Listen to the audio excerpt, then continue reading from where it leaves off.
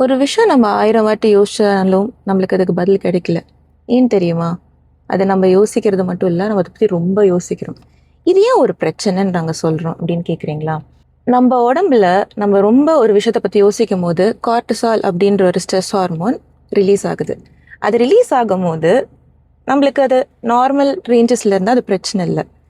நெறைய நேரம் அத பத்தி யோசிச்சுட்ருக்கோம். தூக்கம் இல்லாம யோசிச்சுட்ருக்கோம். காலையில எந்திரிச்சோனே யோசிச்சுட்ருக்கோம். படுத்து தூங்க போகும்போது யோசிச்சுட்ருக்கோம். அப்படின்ற பட்சத்தில நம்ம பாடியில அது ரொம்ப நேரம் செயல்பாட்டுல இருக்கு.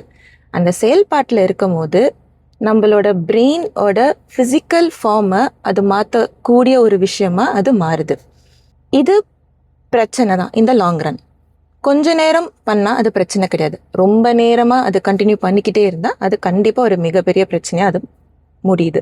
சில பேரால அத ஸ்டாப் பண்ண முடியுது. சில பேரால அத ஒரு சைக்கிள் ஸ்டார்ட் பண்ணிட்டாங்க அப்படின்னா, அதுல அவங்க ட்ராப் ஆயிடுறாங்க. ட்ராப் ஆறதுனால, இதுலேருந்து என்னால வெளியில வர முடியாதா அப்படின்னு கேட்டிங்கன்னா, கண்டிப்பா கிடையாது.